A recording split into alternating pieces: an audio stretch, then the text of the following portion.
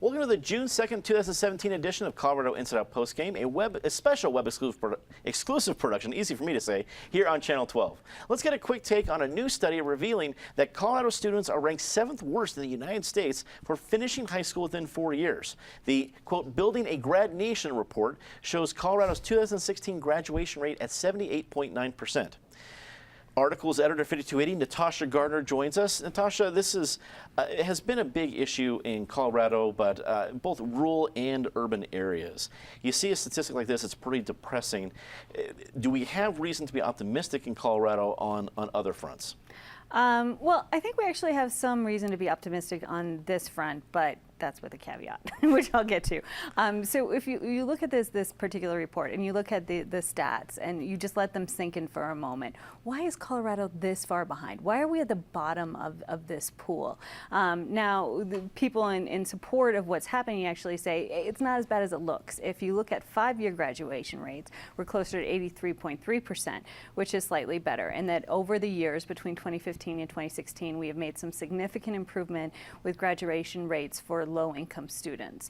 And all of that is great progress. Anything that moves the needle on this issue is great. The question remains, why is Colorado so behind on education issues? There are so many reasons why this state could be at the forefront of both innovation and excellence and achievement, and we just never quite get there. And whenever I see these stats, it's easy to have this quick moment of like, oh gosh, that's bad, and I think that we go back to our day-to-day lives.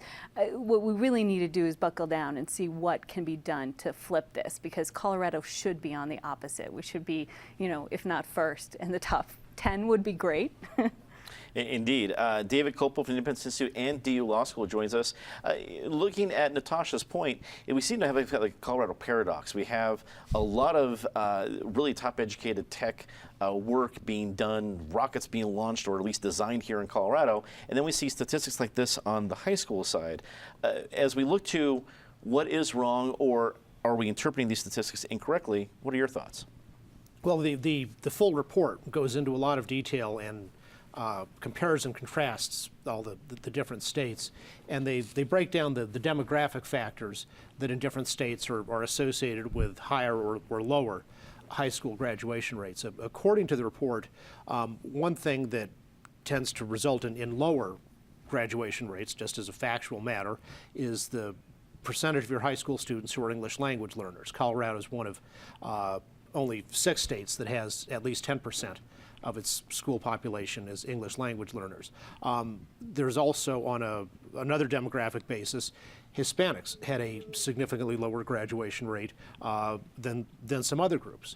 But to Natasha's point about the progress, as of 30% of Colorado high school students are Hispanic, and based on the 2015 data, 67.6% of them graduated within 4 years. And compared to 2011, that's an improvement of 7.6%. So that's good progress. I think it also should be recognized that high school is not for everyone all the time. We have mandatory education through age 16, and there are some people, you've gone to high school, you can tell they're not getting anything out of it. So if there can be programs to help somebody who wants to leave high school after they're 16 and go into a job training program or apprenticeships or whatever, that does work better for some people, and we can't, not everybody's alike, and part of the diversity of the human experience is not everybody wants to go to 11th and 12th grade. Eric Sonham, political analyst, I know education is near and dear to your heart. Is there enough innovation in Colorado to address an issue like this? Different kinds of schools, different things, or are we behind other states that may be looking at it in a more innovative fashion? There's a good amount of innovation in Colorado, and probably more than in many states. Now, as somebody who supports innovation, there's not enough. But the answer to your question is yes. First of all, I need to file a formal protest. It appears that both Natasha and David did homework, did research here, and we frown upon that. I thought it was not only frowned upon, but expressly forbidden around this table. You hit the right phrase, Dominic, and it's a phrase that's been used for the last decade, the Colorado paradox, because we do not suffer a lack of educational attainment. We are one of the more educated states in the country, but we import most of that educational attainment. And homegrown Coloradans as per this topic, suffer lower graduation rates and suffer in other ways as well. And the two real questions to me are why that is the case, and how to fix it. I think David is largely correct in terms of there are some demographic explanations here. Now, demographics over the long haul should never be an excuse or even an explanation, but they certainly they do describe a significant aspect of the phenomenon, at least over the short haul. The $64,000 question is, so, okay, this is the status. What do you do about it? My main education focus is on younger years. I can't say I'm an expert in high school, much less higher ed. And I hope that and I trust that there are good minds out there. And I know there are worthy programs out there, but the statistics are telling, and they're also disturbing. Mary McCarthy, we have a correspondent from Feature Story News rounding out our panel.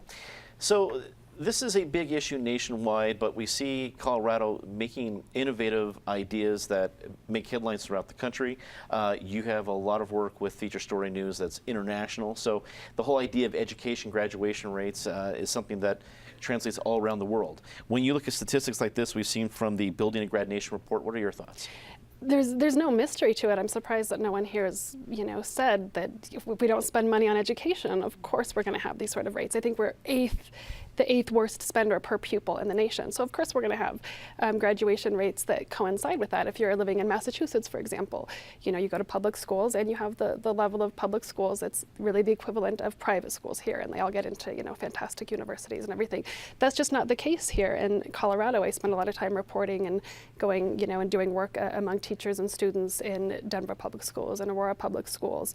The resources are stretched thin. They have big classes. There's high levels of poverty. Teachers are underpaid. Maybe if we started paying teachers a living wage to live in the Denver metro area, then we'd have better performance by our teachers. That translates to better performance by our students. I had the chance to go speak to a first grade class last week in Aurora public schools. I won't say which one because it was a low income area, very challenged demographic. And I asked the students, what did you enjoy about first grade? I did little TV interviews with them. Do you know what they said? Recess. No, they said breakfast. It was like a primal response. Right. Breakfast. They are hungry. You're dealing with populations in Colorado where we have challenges that are so extreme, and we're not putting money into that, or we're certainly not putting in the amount of money that other states are putting into it. Of course we're going to have pathetically bad graduation rates. That is all the time we have for Colorado Inside Postgame this week. Leave us a comment. Tell us what you think. For everyone here at CPT12.org, I'm Dominic Dezzutti. Thanks for watching.